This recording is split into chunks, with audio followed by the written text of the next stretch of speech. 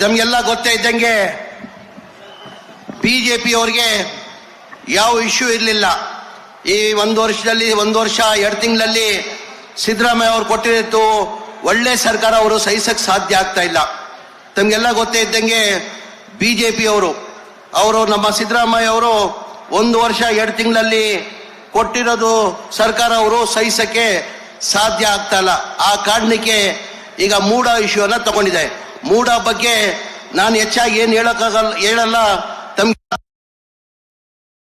ಹೆಂಗ್ ಬಂತು, ಯಾರಿಂದ ಬಂತು, ಹೆಂಗ್ ಬಂತಂತ 1935 ದೇವರಾಜ್ ಅವ್ರ ತಂದೆಯವರು ಆಕ್ಷನ್ ಅಲ್ಲಿ ಆ ಸೈಡ್ ಅನ್ನ ಕೊಂಡ್ಕೊಂತಾರೆ. ₹1 ಆಕ್ಷನ್ ತಗೊಂತಾರೆ.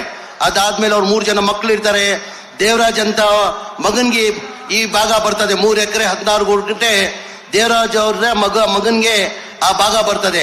ಆ ಬಂದಾದ್ಮೇಲೆ 2010 ಮಲ್ಲಿಕಾರ್ಜುನ ಸಿದ್ದರಾಮಯ್ಯ ಅವರು ಬಾಮೈದ ಅವ್ರನ್ನ 2010 ಮಲ್ಲಿಕಾರ್ಜುನ ಕೊಡ್ತಾರೆ. ಮಲ್ಲಿಕಾರ್ಜುನ ಕೊಟ್ಟಾದ್ಮೇಲೆ ಅವರು 2010 ಅವ್ರ ಅಕ್ಕನ್ನ ಗಿಫ್ಟ್ ಮಾಡ್ತಾರೆ. ಅಕ್ಕನ್ ಗಿಫ್ಟ್ ಮಾಡಿದಾದ್ಮೇಲೆ ಹಂಗೆ 2021 ಅವ್ರಿಗೆ ಅಕ್ವೈರು ಮಾಡ್ಕೊಳ್ಳಲ್ಲ. ಈ ಜಗನ ಮೂಡಿ ಅವರು ಲೇಔಟ್ ಮಾಡಿ ಈ ಜಗನ ಬೇರೆಯವ್ರಿಗೆ ಹಂಚಿಬಿಡ್ತಾರೆ. ಆಮೇಲೆ 2021 ಮನೆ ಸಿದ್ದರಾಮಯ್ಯ ಅವರು ಮುಖ್ಯಮಂತ್ರಿ ಇರಲ್ಲ, ಕಾಂಗ್ರೆಸ್ ಸರ್ಕಾರ ಇರಲ್ಲ.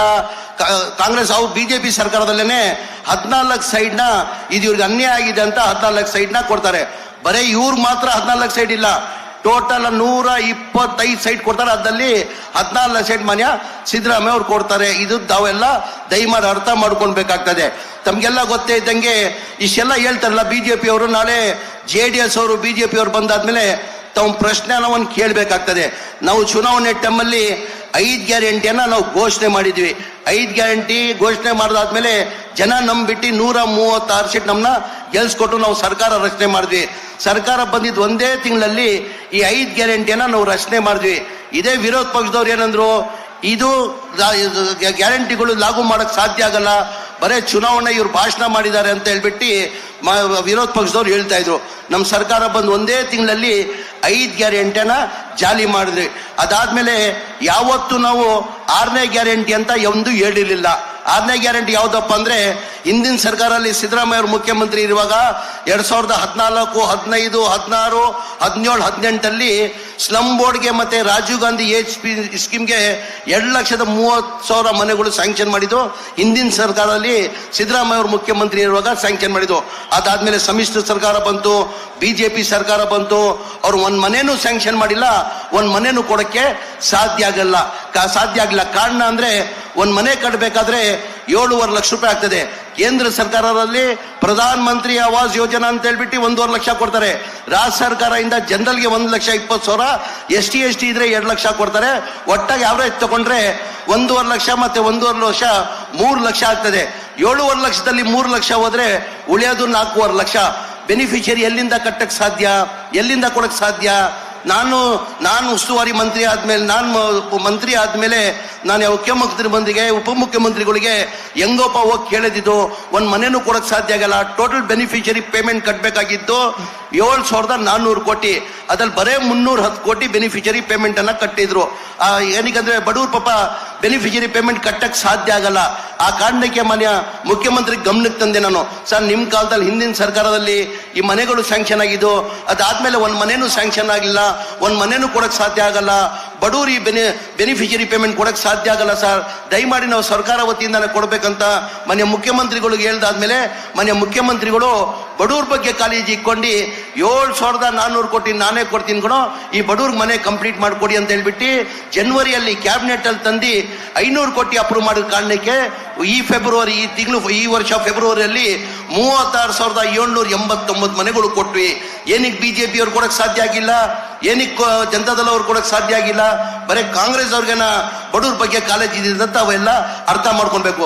ನಾಳೆ ಬಿಜೆಪಿ ಅವ್ರು ಬರ್ತಾ ಇದ್ದಾರೆ, ಬಿಜೆಪಿ ಅವ್ರು ಬಂದ್ರೆ ಕೇಳ್ಬೇಕು. ಮಾನ್ಯ ಕುಮಾರಸ್ವಾಮಿ ಅವರು ಜನತಾದಳ ಅವರು ಜೊತೆಯಲ್ಲಿ ಬರ್ತಾ ಇದ್ದಾರೆ. ಹಿಂದಿನ ಸರ್ಕಾರದಲ್ಲಿ ಸಿದ್ದರಾಮಯ್ಯ ಅವರು ಮುಖ್ಯಮಂತ್ರಿ ಇರುವಾಗ ಹಿಂದಿನ ಸರ್ಕಾರದಲ್ಲಿ ಮಂಡ್ಯ ಜಿಲ್ಲೆಗೆ ಟೋಟಲ್ ಮನೆಗಳು ಸ್ಯಾಂಕ್ಷನ್ ಮಾಡಿರೋದು 35,411 ಮನೆ ಸ್ಯಾಂಕ್ಷನ್ ಆಗಿತ್ತು. ಎಲ್ಲಿ? ಮಂಡ್ಯ ಜಿಲ್ಲೆಗೆ. ಸಿದ್ದರಾಮಯ್ಯ ಸಮ್ಮಿಶ್ರ ಸರ್ಕಾರ ಬಂತು, ಬಿಜೆಪಿ ಸರ್ಕಾರ ಬಂದಾದ್ಮೇಲೆ ಬರೇ 630 ಮನೆಗಳು ಸ್ಯಾಂಕ್ಷನ್ ಮಾಡಿದ್ದಾರೆ. ಹಾಗಾಗಿ ಮೈಸೂರು ನಾನು ಹೇಳ್ತೀನಿ, ತಾವು ಈ ಪ್ರಶ್ನೆ ಕೇಳಲೇಬೇಕು ನಾಳೆ ಬಿಜೆಪಿ ಅವ್ರನ್ನ, JDS ಅವ್ರನ್ನ. ಹಿಂದಿನ ಸರ್ಕಾರದಲ್ಲಿ ಸಿದ್ದರಾಮಯ್ಯ ಅವರು ಮುಖ್ಯಮಂತ್ರಿ ಇರುವಾಗ 2013 ಹಿಡ್ಕೊಂಡು 2017ವರೆಗೂ 1,366 ಮನೆಗಳು ಸ್ಯಾಂಕ್ಷನ್ ಮಾಡಿದ್ದು. ಅದಾದ್ಮೇಲೆ ಕುಮಾರಸ್ವಾಮಿ ಮುಖ್ಯಮಂತ್ರಿ ಆದ್ರೂ 1 ವರ್ಷ, ಆಮೇಲೆ ಬಿಜೆಪಿ ಸರ್ಕಾರ 4 ವರ್ಷ ಆಯ್ತು. ಅವ್ರ ಅವಧಿಯಲ್ಲಿ ಬರೇ 1,847 ಮನೆ ಕೊಟ್ಟಿದ್ದಾರೆ. ಅಂದ್ರೆ ಮನೆಗಳನ್ನು ಕೊಟ್ಟಿಲ್ಲ. ಅವ್ರನ್ನ ಪ್ರಶ್ನೆ ತಾವು ಕೇಳಬೇಕಾಗ್ತದೆ. ದಯಮಾಡಿ ಇದೆಲ್ಲ ಅರ್ಥ ಮಾಡ್ಕೊಂಡು ಬೇರೆ ಬೇರೆ ಸಚಿವರು ಮಾತಾಡ್ಬೇಕಾಗ್ತದೆ, ಮಂತ್ರಿಗಳನ್ನು ಮಾತಾಡ್ಬೇಕಾಗ್ತದೆ. ನಾನು ಹೆಚ್ಚಾಗಿ ಮಾತಾಡೋಕೆ ತಮಗೆಲ್ಲ ದಯಮಾಡಿ ಅವ್ರು ಬಂದ್ರೆ ಯಾವ ಕಾರಣಕ್ಕೆ ತಾವು ಪಾದಯಾತ್ರೆ ಮಾಡ್ತಿದ್ರಿ ಅಂತ ಕೇಳ್ಬೇಕಂತ ಹೇಳ್ಬಿಟ್ಟು ನನ್ಗೆ 2 ಮಾತಾಡೋಕೆ ಅವಕಾಶ ಕೊಟ್ಟಿದ್ದು ನಾನು ಮಾತು ಮುಗಿಸ್ತೀನಿ. ಜೈ ಹಿಂದ್, ಜೈ ಕರ್ನಾಟಕ, ಜೈ ಕಾಂಗ್ರೆಸ್.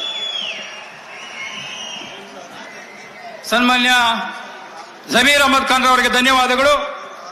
ಈಗ ಸಭೆಯನ್ನು ಉದ್ದೇಶಿಸಿ ಕರ್ನಾಟಕ ಸರ್ಕಾರದ ಅರಣ್ಯ ಸಚಿವರಾದಂತ ಸನ್ಮಾನ್ಯ ಈಶ್ವರ್ ಖಂಡ್ರೆ ಸಾಹೇಬರು ಮಾತನಾಡಬೇಕು ಅಂತೇಳಿ ಮನವಿಯನ್ನು ಮಾಡಿಕೊಳ್ತಾನೆ.